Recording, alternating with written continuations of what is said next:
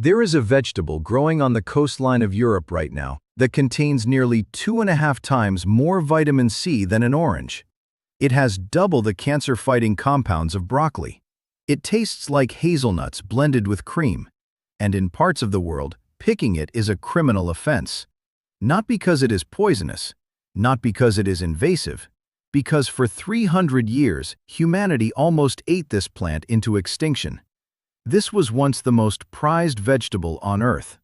Kings demanded it at their banquets. Founding fathers cultivated it in their personal gardens. Smugglers risked prison to harvest it under cover of darkness. It was the original superfood, centuries before that word existed. Then it vanished. Not from the earth, from your plate. Walk into any grocery store today, you will not find it. Search the produce section. It is not there. Ask the manager. They have never heard of it. A vegetable with superior nutrition, extraordinary flavor, and 3 centuries of culinary prestige, erased from the modern food supply. Why? Because this plant breaks every rule that industrial agriculture depends on. It refuses to be harvested by machine. It demands darkness to become sweet, and it cannot survive a truck ride across the country. We traded a superfood that thrives on salt water for bland, watery greens that fit neatly in a shipping crate. This is the story of sea kale, the forbidden vegetable of the coast, and the industrial logic that stole it from your kitchen. Welcome to Clean Eating Forgotten.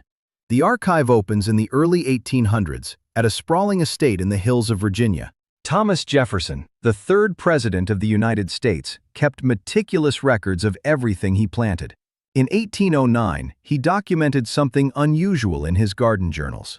He was growing a coastal European vegetable with obsessive care. He did not treat it like common cabbage. He treated it like treasure. Jefferson employed a specific technique.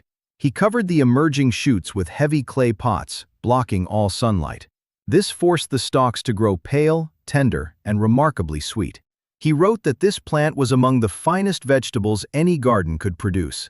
But Jefferson was not alone in his obsession, and his careful gardening was nothing compared to the frenzy unfolding across the Atlantic. In Regency-era Britain, sea kale had become a status symbol for the ruling class. The trend started at the very top. The Prince Regent, who would later become King George IV, served blanched sea kale shoots at his extravagant dinners in the Royal Pavilion at Brighton. The pale, delicate stalks arrived at the table like edible ivory. The flavor was subtle, nutty, almost creamy. Nothing else in the vegetable world compared. Once royalty embraced it, the aristocracy followed. And once the aristocracy demanded it, the markets responded. In the bustling corridors of London's great produce markets, bundles of blanched sea kale commanded prices that rivaled exotic imported fruits. This was not a poor man's vegetable. This was the food of power, the taste of privilege. Picture the texture. When you snap a perfectly blanched sea kale stalk, it breaks with a clean, crisp sound.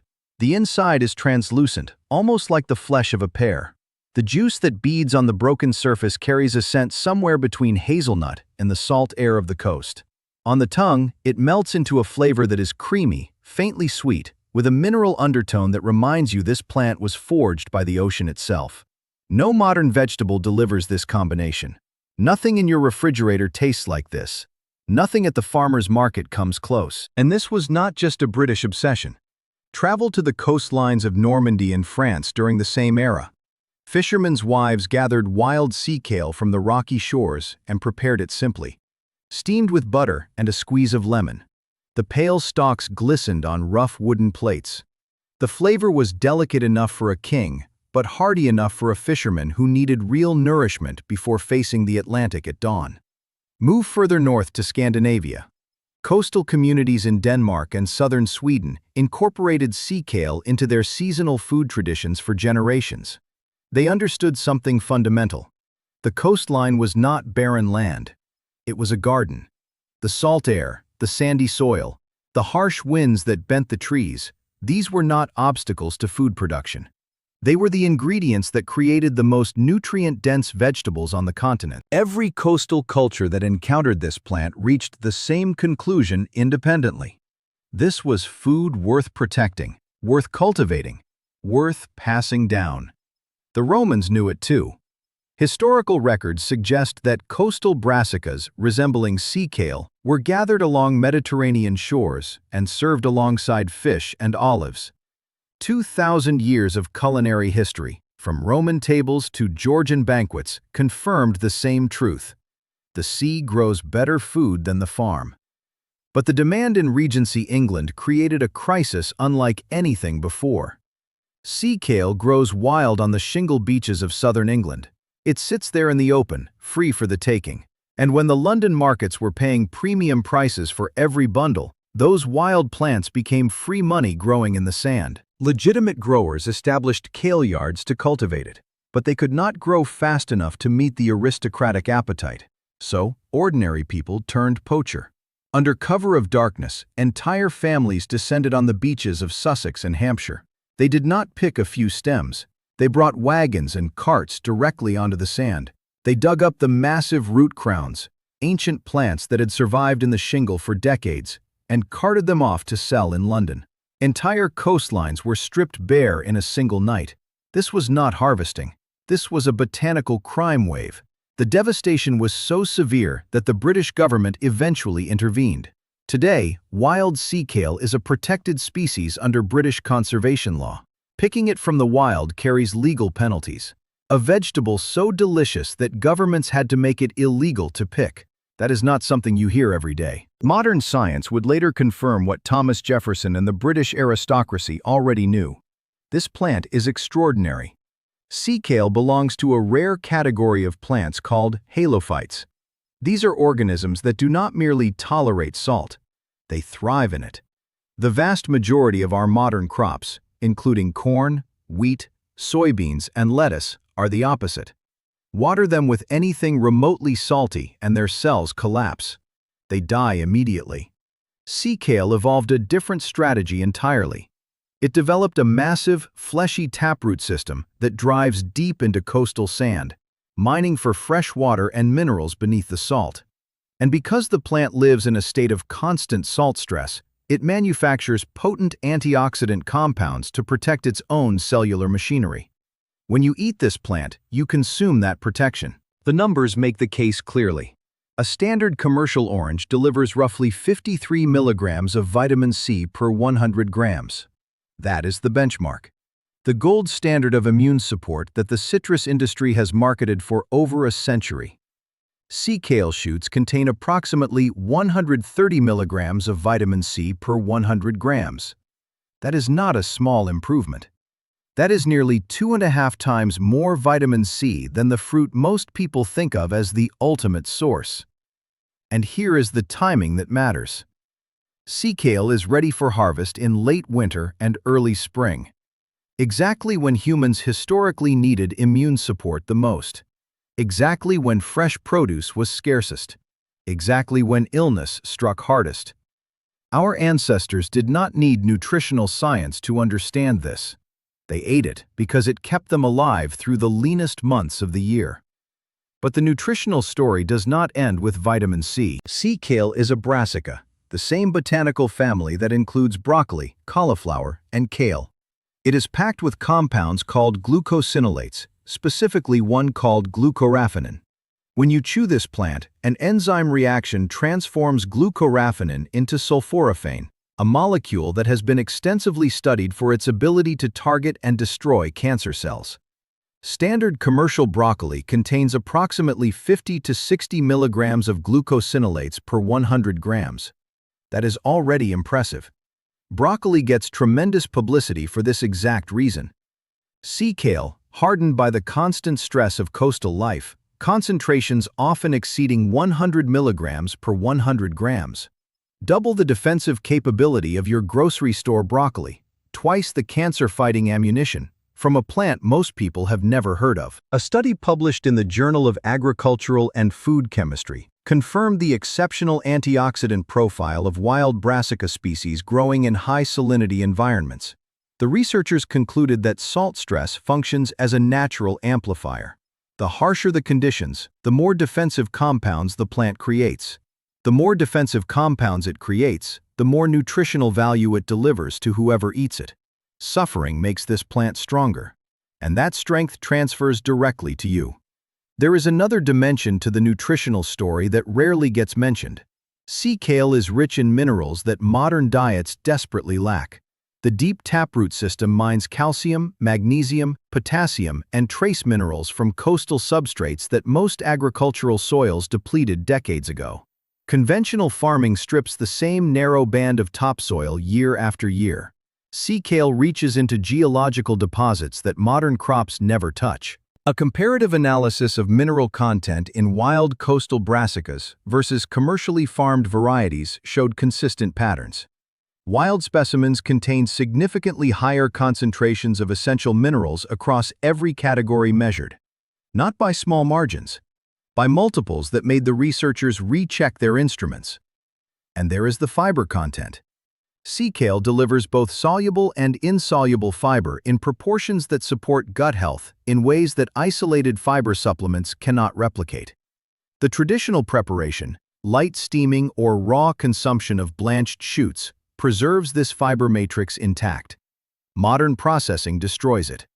The combined nutritional profile, vitamin C exceeding oranges, glucosinolates exceeding broccoli, mineral density exceeding most commercial vegetables, and fiber content supporting digestive health, makes sea kale one of the most complete single-source vegetables documented in nutritional science. And almost nobody knows it exists. So, the obvious question: if sea kale is nutritionally superior to oranges for vitamin C, more powerful than broccoli for cancer defense, and carries a flavor profile that once captivated kings, why is it not in every grocery store? Why has no one heard of it? Why are we eating tasteless, watery asparagus instead? What happened? The answer begins in the biology of the plant itself, but the real story is economic. In the wild, sea kale undergoes a natural process called blanching. As the new shoots emerge in early spring, the shifting coastal sands blow over them, burying the growing tips in darkness. Without sunlight, the plant cannot photosynthesize, so the stalks grow pale, white, almost translucent. And because the plant channels all its energy into pushing through the sand rather than producing chlorophyll, those white stalks become intensely tender and sweet. If the sun reaches them, the opposite happens. The shoots turn green, tough, and bitter, inedible to most palates. This is the fundamental paradox of sea kale. It needs darkness to become delicious. The Victorians and early American gardeners understood this perfectly. They developed elaborate terracotta vessels called sea kale forcing pots, heavy clay domes that were placed over each plant in early spring, replicating the darkness of the beach. Inside these tiny artificial caves, the pale shoots would grow upward, sweet and tender, waiting to be harvested. It was a labor of love. One pot per plant, placed by hand, removed by hand, harvested by hand. And this is precisely where the modern food system declared war on sea kale. The industrial agricultural model that emerged in the 20th century operates on two principles: speed and uniformity. Machines must be able to plant it. Machines must be able to harvest it. Trucks must be able to ship it. Warehouses must be able to store it. If a crop cannot conform to these requirements, it does not exist in the modern food supply. You cannot automate the placement of 10,000 clay pots. You cannot drive a combine harvester through a field of ceramic domes. You cannot program a robot to carefully uncover each plant and cut a single pale stalk without damaging the crown below. Sea kale was not inferior. It was inconvenient. And there is a second problem that sealed its fate: shelf life. Once you cut a blanched sea kale shoot, a chemical countdown begins. Within hours, the natural sugars start converting to starch. Within 2 days, the crisp texture softens into something rubbery and tough. Within a week, the extraordinary flavor is gone. The modern global food supply chain depends on the cold chain. The ability to pick a vegetable in one state, gas it with chemicals to slow decay, refrigerate it, load it onto a truck, drive it across the country, unload it at a distribution center, refrigerate it again, truck it to a store, and place it on a shelf where it must remain attractive for another 5 to 7 days. Sea kale refuses to participate in this system. It bruises when handled. It loses flavor rapidly. It looks messy in plastic packaging. It cannot be gassed into artificial preservation. It is an honest vegetable. It shows its age. And a food system built on deception cannot tolerate honesty. So the economics are clear. The global fresh produce industry generates over $300 billion annually. That system requires crops that are machine harvestable, truck survivable, and shelf stable. Sea kale fails on every single count. You cannot build profits on a vegetable that demands human hands, ceramic pots, and same-day consumption. You cannot generate quarterly growth from a crop that refuses to be shipped. You cannot create shareholder value from food that requires patience. So they did not ban sea kale. They did something more effective. They ignored it. They replaced it. They flooded the market with cheaper, blander, more compliant alternatives that could survive the supply chain. Asparagus that tastes like water. Celery with the nutritional profile of cardboard. Iceberg lettuce that is 95% moisture and 5% regret. These vegetables are not popular because they are good. They are popular because they are obedient. They do what the system demands. They sit in a truck for 2 weeks and pretend to still be food. Consider the economics more carefully. The average head of iceberg lettuce costs roughly $1.50 at retail. It is 95% water. It contains almost no vitamins, minimal minerals, and negligible fiber. But it can be harvested by machine, packed into crates by the thousand, refrigerated for weeks, and shipped anywhere on the continent without losing its appearance. The profit margin on that head of lettuce is thin per unit, but enormous at scale. Millions of identical heads, produced identically, shipped identically, sold identically. This is how the system works. Volume over value. Consistency over quality. Logistics over nutrition. Sea kale operates on the opposite principle. High value per unit, but impossible to scale. Extraordinary quality, but zero shelf stability. Superior nutrition, but zero compatibility with the cold chain. The produce industry did not make a conscious decision to suppress sea kale. It made something worse. A structural decision. It built an entire supply chain that automatically excludes any crop that cannot conform. The infrastructure itself is the filter. If a vegetable cannot survive the system pretends it does not exist. This is not conspiracy. This is structural invisibility. The architecture of industrial food eliminates nutritional excellence as a byproduct of optimizing for transportability. Sea kale could never pretend. So sea kale disappeared. You cannot patent a wild coastal plant. You cannot create consumer dependency on something that grows for free on beaches. And what cannot be controlled cannot be profitable. That is the equation. Nutritional superiority means nothing when it conflicts with logistical convenience. Extraordinary flavor is irrelevant if it cannot survive the drive from California to New York. But the knowledge of sea kale was never completely lost. In small coastal villages along the English Channel, families continued growing it. Grandmother teaching granddaughter. Old clay pots passed down through generations. The blanching techniques preserved not in textbooks, but in kitchen conversations and garden sheds. In parts of Scandinavia, sea kale remained a quiet staple in home gardens. Not a commercial crop, a personal one. Grown by people who valued flavor over convenience. Heritage seed organizations began cataloging and preserving sea kale varieties. Specialized heirloom providers kept the genetics alive, while the mainstream agricultural industry pretended the plant did not exist. And something remarkable is happening now. In the past decade, a revival has begun. Permaculture designers across North America and Europe have identified sea kale as one of the most valuable perennial vegetables available. Research institutions studying climate-resilient crops have flagged halophytes, salt-tolerant plants like sea kale, as critical for the future of food in a world where soil salinity is increasing. Chefs at high-end restaurants in London and Copenhagen have placed sea kale back on their menus. Not as a novelty, as a statement.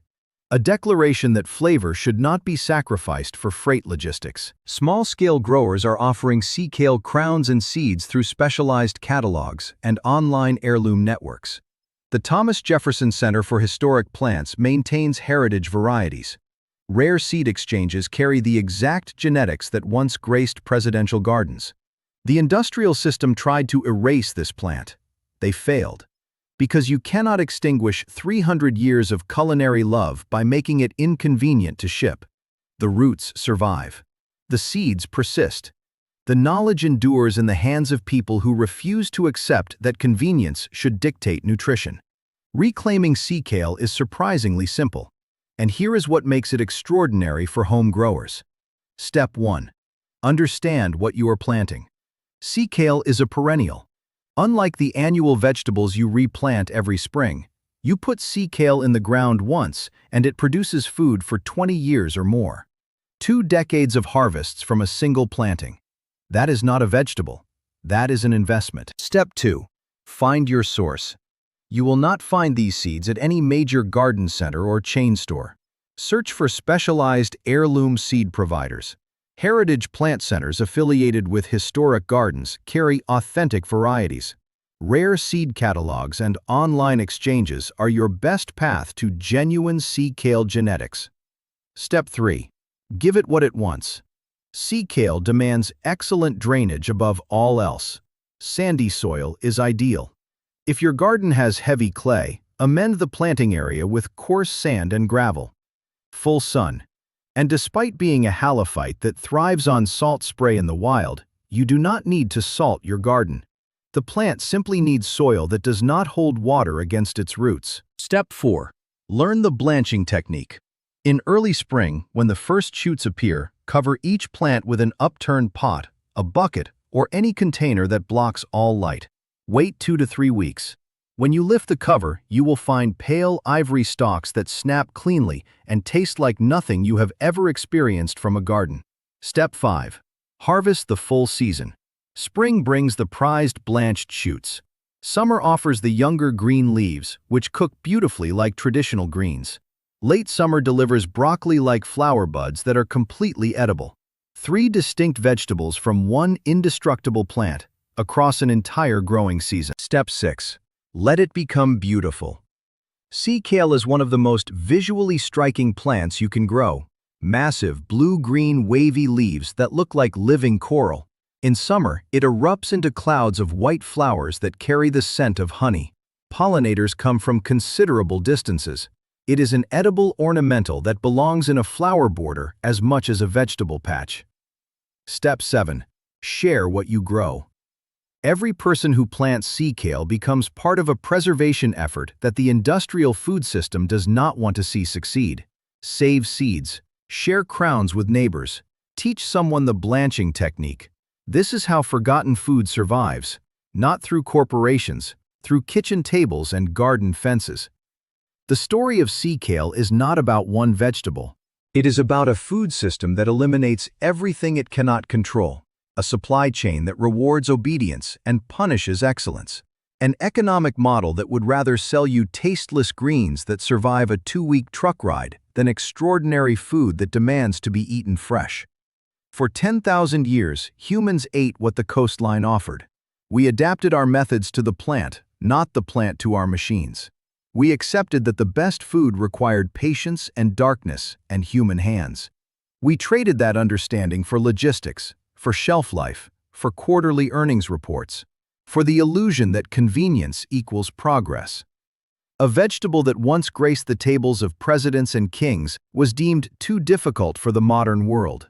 Not too weak, too difficult, too honest, too unwilling to pretend it was still fresh after 2 weeks in a refrigerated truck. But forgetting is not final. Sea kale still grows on the coastlines where it has always grown. The seeds still carry the same genetics that fed aristocrats and farmers alike.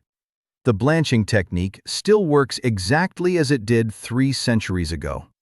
This knowledge was never destroyed. It was just buried beneath $300 billion of industrialized produce logistics. Hidden behind the plastic-wrapped convenience of vegetables bred for endurance rather than nutrition. The knowledge is not hidden anymore. It is yours now. Find a sandy corner of your garden. Source the seeds from heritage providers. Plant the vegetable that was once too delicious to survive the modern world. And when those pale, sweet stalks emerge from beneath their cover in spring, you will taste what the system decided you did not deserve. The choice is yours. If this archive opens something for you, subscribe to Clean Eating Forgotten and hit the bell. Every like and share helps preserve this knowledge. The next archive opens soon.